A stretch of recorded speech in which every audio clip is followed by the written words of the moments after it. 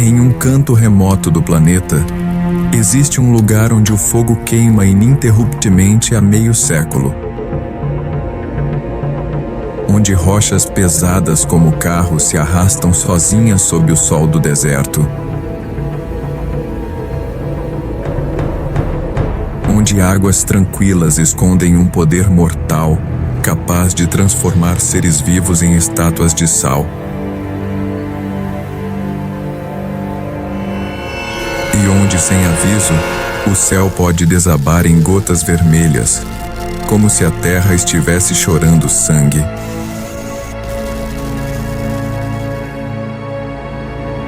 Por séculos, fenômenos como esses foram atribuídos a deuses, demônios ou maldições. Mas hoje, a ciência tenta desvendar seus segredos.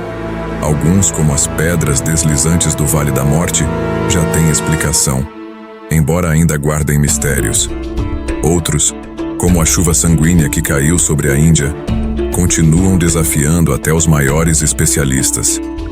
E há aqueles que, mesmo com teorias plausíveis, nunca perderam seu ar de sobrenatural. Nesta jornada, vamos explorar desertos que escondem padrões perfeitos, nuvens que brilham como auroras assassinas, crateras que ardem como portas para o submundo, e forças da natureza tão violentas que podem apagar cidades inteiras em minutos. E no final, um lago tão silencioso quanto a morte, mas cujo segredo é mais aterrorizante que qualquer lenda. Se você acredita que nosso planeta já revelou todos os seus segredos, prepare-se para se surpreender. E não esqueça, o fenômeno número 5 já matou mais pessoas que alguns dos piores desastres naturais da história. Vamos começar? No coração do Vale da Morte, Califórnia, existe um lugar tão estranho que parece ter sido esquecido pelo tempo. Racetrack Playa, um lago seco e árido, onde pedras pesadas como um homem adulto deslizam sozinhas pela paisagem, deixando para trás rastros sinuosos que cortam o deserto como cicatrizes. Durante mais de 70 anos, esse fenômeno desafiou as mentes mais brilhantes da geologia. Como é possível que rochas sólidas, algumas pesando mais de 300 quilos, se movam sem qualquer intervenção humana ou animal? O que as faz escolher trajetórias tão específicas, algumas retas, outras em curvas perfeitas como se estivessem sendo guiadas por uma força invisível? As primeiras teorias eram dignas de roteiros de ficção científica. Havia até quem jurasse que os rastros eram obra de visitantes extraterrestres, uma ideia que, por mais absurda que pareça, ganhou força quando ninguém conseguia explicar por que as pedras só se moviam à noite, sem testemunhas. Os cientistas tentaram de tudo. Colocaram câmeras de vigilância, instalaram sensores de movimento, até marcaram pedras com GPS. Mas o Vale da Morte guardava seu segredo a 7 chaves, até que em 2014, uma equipe de pesquisadores teve um golpe de sorte. A resposta estava em um fenômeno tão raro quanto poético. Durante as noites de inverno, quando a temperatura no Vale da Morte despenca para abaixo de zero, a umidade residual do solo se congela, formando uma camada de gelo tão fina que é quase invisível. Ao amanhecer, quando o sol volta a aquecer o deserto, esse gelo começa a derreter, criando uma superfície lisa e úmida. E então, os ventos entram em cena. Soprando a mais de 80 km por hora, eles empurram as pedras como velas em um barco, fazendo-as deslizar centímetro por centímetro sobre essa plataforma efêmera. Os rastros são as marcas deixadas por esse balé geológico, onde cada curva conta uma história sobre a direção do vento naquele dia. A ciência finalmente tinha sua resposta, mas como toda boa história, ainda havia um mas. Apesar de entendermos o mecanismo, um detalhe continua a perturbar os pesquisadores. Por que algumas pedras viajam quilômetros, enquanto outras, exatamente do mesmo tamanho e formato, ficam paradas por décadas? Alguns acreditam que microdiferenças no solo, uma pequena depressão aqui, uma imperfeição ali, podem criar pontos de atrito. Outros sugerem que a composição única de cada pedra afeta sua interação com o gelo. Se as pedras que andam são um quebra-cabeça quase resolvido, nosso próximo destino guarda um mistério que nem mesmo os mais avançados satélites conseguiram decifrar. Aqui, no coração da África, a natureza desenha círculos perfeitos no chão, como se alguém ou algo estivesse tentando nos enviar uma mensagem.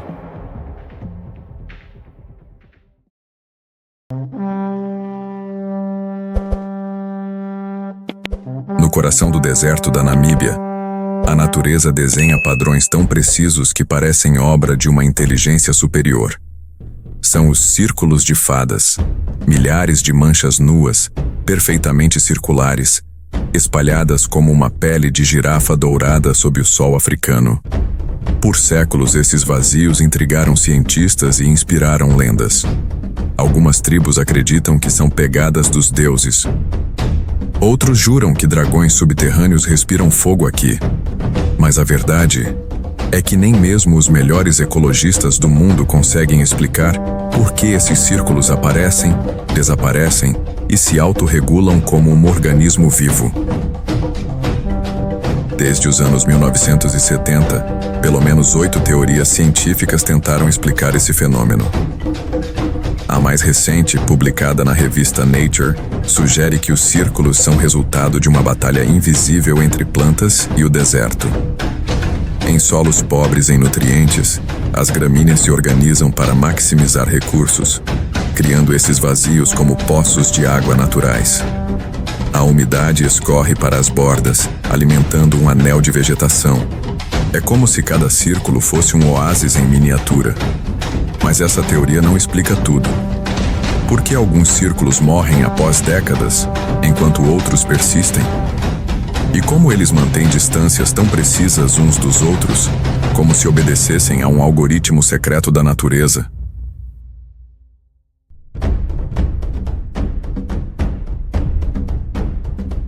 Em 2021, um estudo alemão abalou o consenso científico. Pesquisadores descobriram que certos cupins, ao remover raízes para acessar água, estariam inconscientemente desenhando esses círculos.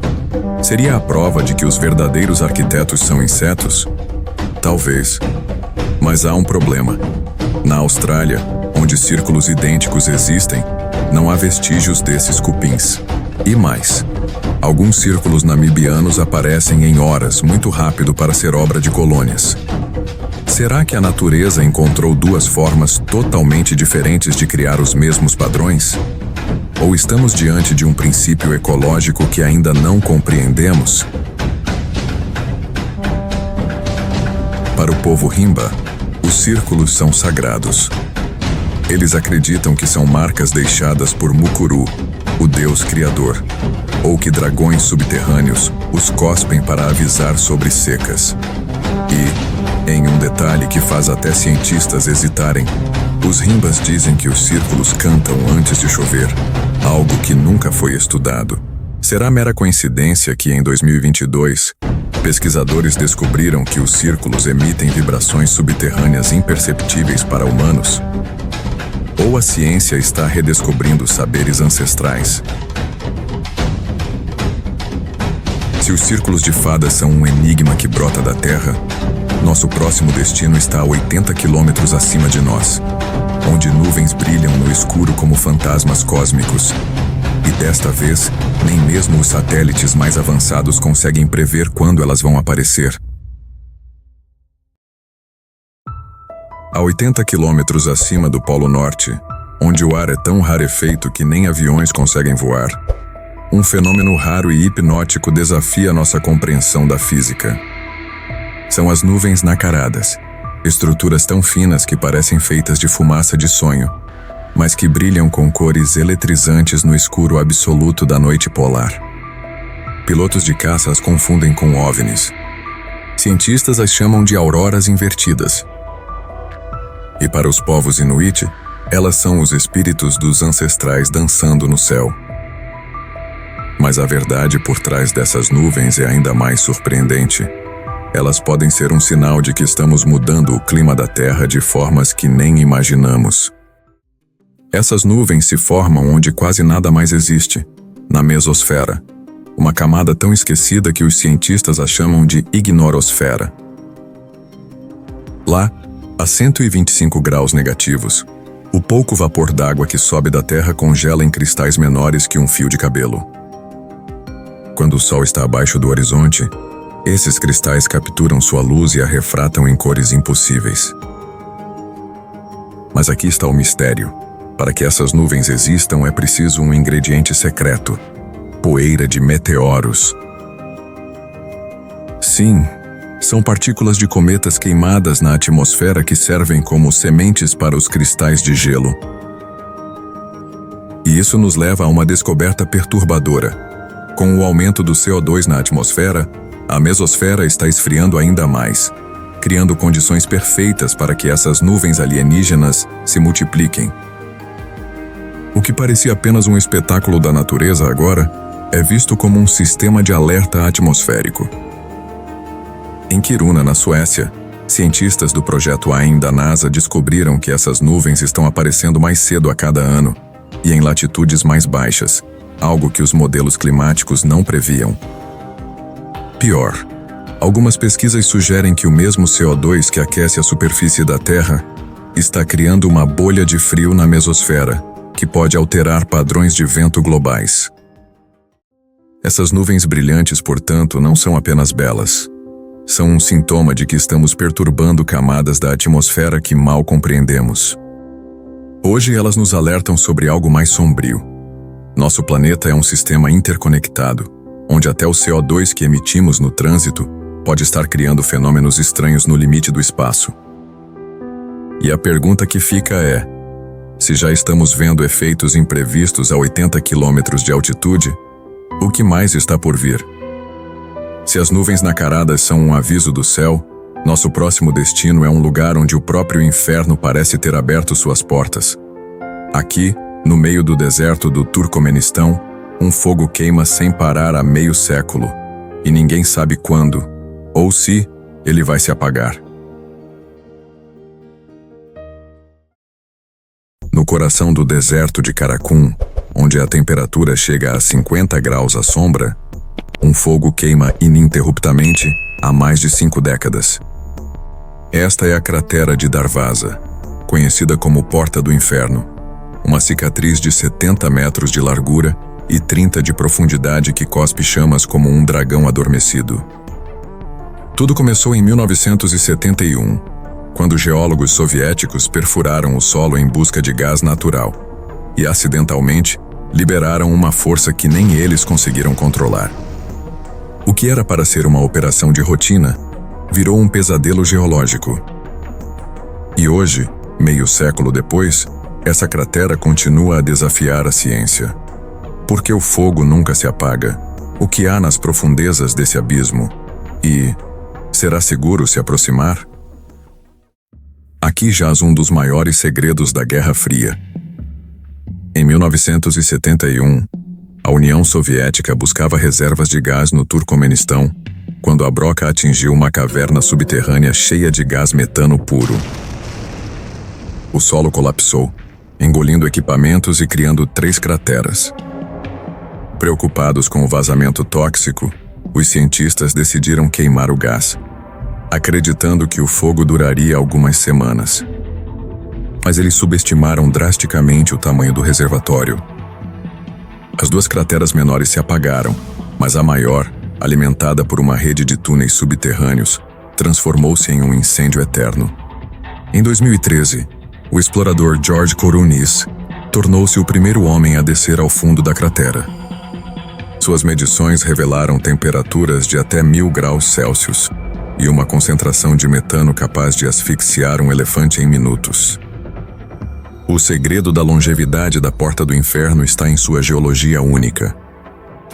Aqui, o gás não vem de um reservatório compacto, mas de uma rede de microfissuras que se estende por quilômetros no subsolo. É como um sistema circulatório que alimenta constantemente as chamas. Em 2018, o presidente do Turcomenistão ordenou que a cratera fosse tampada. Mas o projeto foi abandonado quando novas fissuras surgiram a 500 metros de distância. Pior, estudos recentes revelam que crateras similares, mas não queimadas, estão emitindo metano livremente na Sibéria, um gás 80 vezes mais poluente que o CO2. Isso levanta uma questão perturbadora. Será que deixar o inferno queimar é a solução menos pior para o planeta? Em 2016, uma equipe de geólogos alemães fez uma descoberta surreal.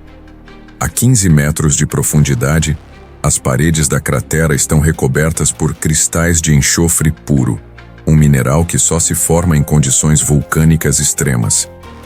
Isso sugere que Darvaza pode ser uma janela para processos geológicos normalmente encontrados a centenas de quilômetros abaixo da crosta terrestre.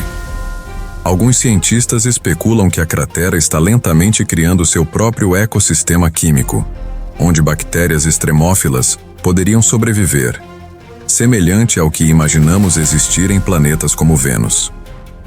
Enquanto isso, o fogo continua. E continuará.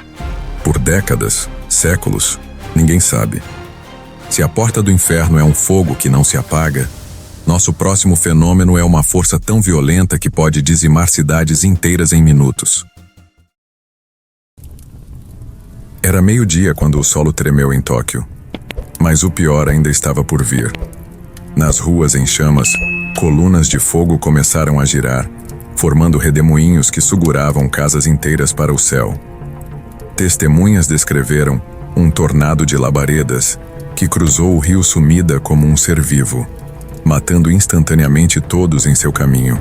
Esse fenômeno, conhecido como redemoinho de fogo ou tornado de fogo, é uma das forças mais destrutivas e menos compreendidas da natureza. E o mais aterrorizante, ele pode aparecer em qualquer incêndio florestal, sem aviso.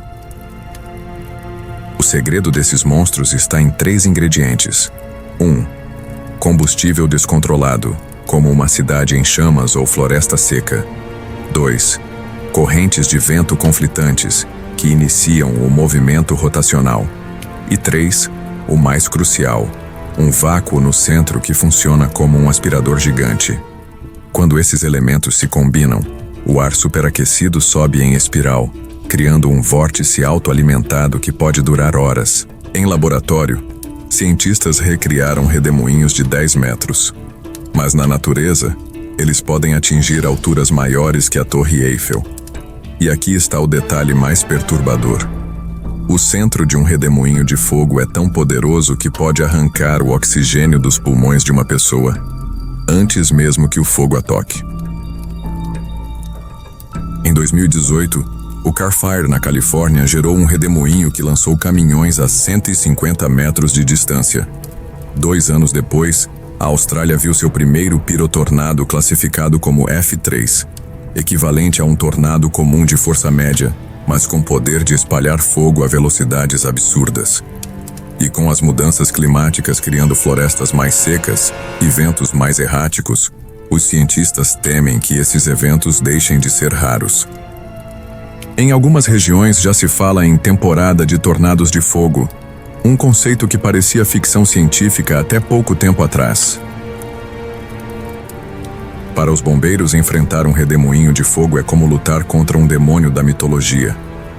Ele se move de forma imprevisível, pode mudar de direção subitamente e seu calor derrete até aço. O protocolo é simplesmente correr, mas mesmo isso é arriscado, pois o vórtice pode perseguir o fluxo de ar criado por veículos em fuga. A única defesa real é a prevenção. Satélites agora monitoram zonas de convergência de vento que podem gerar os redemoinhos, dando minutos preciosos de alerta. Minutos que em 1923, Tóquio não teve. Se os redemoinhos de fogo são a fúria da natureza personificada, nosso próximo fenômeno é um mistério que escorre do céu. Em 2001, uma chuva vermelha caiu na Índia, e o que os cientistas encontraram nela desafia tudo o que sabemos sobre a vida na Terra. 25 de julho de 2001. No estado de Kerala, sul da Índia, uma chuva como nenhuma outra começou a cair do céu. Não era água, não era poeira. Era vermelha como sangue, manchando roupas, queimando folhas de bananeira e deixando os moradores em pânico. Alguns acreditaram ser um castigo divino. Outros juraram ter visto relâmpagos verdes antes da chuva. Um detalhe que os cientistas ainda não conseguem explicar. Quando amostras foram analisadas, o mistério só aumentou. Aquelas partículas vermelhas não eram poeira do deserto nem algas, mas estruturas que pareciam células biológicas. Só que com uma diferença chocante, elas não continham DNA. O físico Godfrey Lewis, da Universidade de Cochin, foi o primeiro a propor uma teoria que abalou a comunidade científica. Aquelas partículas poderiam ser formas de vida extraterrestre. Sua análise revelou que elas se replicavam em temperaturas de 121 graus, algo impossível para organismos terrestres. Mais estranho ainda, quando expostas à luz ultravioleta, as partículas emitiam fluorescência em padrões complexos, sugerindo uma estrutura interna organizada. Críticos argumentaram que poderia ser um fungo desconhecido, mas após 20 anos ninguém isolou DNA ou RNA. O que levanta a pergunta: estamos diante de uma nova forma de vida? Ou de algo que desafia nossa própria definição de vida? A teoria da panspermia, que a vida na Terra veio do espaço, ganhou força com esse caso.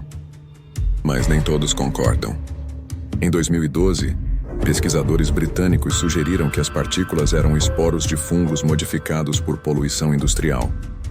Já o governo indiano encerrou o caso classificando como algas transportadas por ventos fortes. O problema? Nunca se encontrou algas idênticas em nenhum outro lugar da Terra. E os relatos históricos são perturbadoramente consistentes. Em 1608, uma chuva vermelha em Aix-en-Provence foi descrita como tendo cheiro de enxofre, exatamente como em Kerala. Seriam todos coincidências? Hoje, as partículas de Kerala estão guardadas em laboratórios de 3 continentes. Alguns cientistas as veem como uma oportunidade única. Elas conseguem sintetizar materiais orgânicos em condições extremas, potencial revolucionário para a medicina. Outros alertam: se realmente forem de origem não terrestre, poderíamos estar ignorando um sinal vital sobre a natureza da vida no universo. Enquanto isso, em vilarejos de Kerala, os moradores ainda guardam garrafas com a chuva maldita, lembrança de um dia em que o céu pareceu sangrar e a ciência ficou sem respostas. Se a chuva de sangue é um mistério que caiu do céu, nosso destino final é um lugar onde a própria água parece ter virado maldição. Aqui, no norte da Tanzânia, existe um lago tão mortal que transforma criaturas vivas em estátuas de pedra. E o processo por trás disso é tão bonito quanto aterrorizante. No norte da Tanzânia, sob o olhar do vulcão sagrado Ol-Doinyo Lengai, existe um lago que desafia todas as leis da natureza.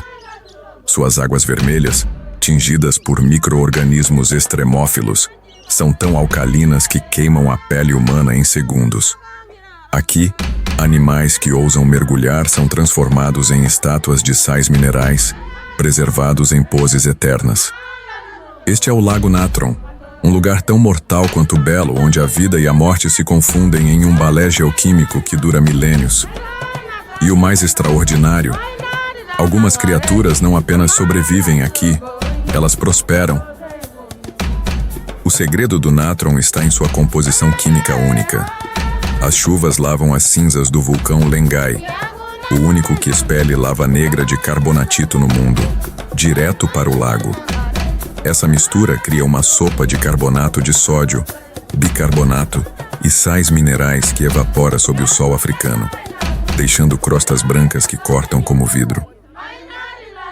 Quando um animal morre nessas águas, os sais penetram seus tecidos, substituindo a matéria orgânica por minerais em um processo chamado pseudomorfose. O resultado são esculturas naturais tão perfeitas que parecem obra de um artista, não de um acidente geológico. Aqui está o paradoxo que deixou Darwin fascinado. Enquanto 99% das criaturas morrem no Natron, os flamingos menores transformaram o lago em seu santuário. Suas pernas evoluíram para resistir à corrosão, e as cianobactérias vermelhas, tóxicas para outros animais, são seu alimento exclusivo. Em nenhum outro lugar da Terra, esses pássaros encontram tantos nutrientes e tão poucos predadores. O resultado? A maior colônia de flamingos do planeta, que tinge as margens de Rosa Vivo durante a época de acasalamento. É como se o próprio inferno tivesse criado um paraíso, mas só para uma espécie. O natron é uma máquina do tempo geológica. Seus fósseis mineralizados nos mostram como era a África Oriental antes dos primeiros humanos. Mas agora, esse registro está em perigo. Com as mudanças climáticas, o lago está evaporando mais rápido, enquanto projetos industriais ameaçam bombear sua água única. Os flamingos, já pressionados, podem perder seu último refúgio, e nós perderemos um laboratório natural que poderia revelar segredos sobre a origem da vida. Alguns cientistas acreditam que ambientes como esse foram o berço das primeiras células na Terra. De desertos que cantam a lagos que transformam vida em arte, nossa jornada pelos fenômenos mais inexplicáveis da Terra chega ao fim. Mas a grande lição? Que nosso planeta ainda guarda mistérios que desafiam a ciência, inspiram lendas e nos lembram que a fronteira entre o possível e o impossível é mais tênue do que imaginamos. Qual desses fenômenos mais te fascinou? E mais importante, qual você acha que ainda será explicado? E qual pode permanecer para sempre como um enigma?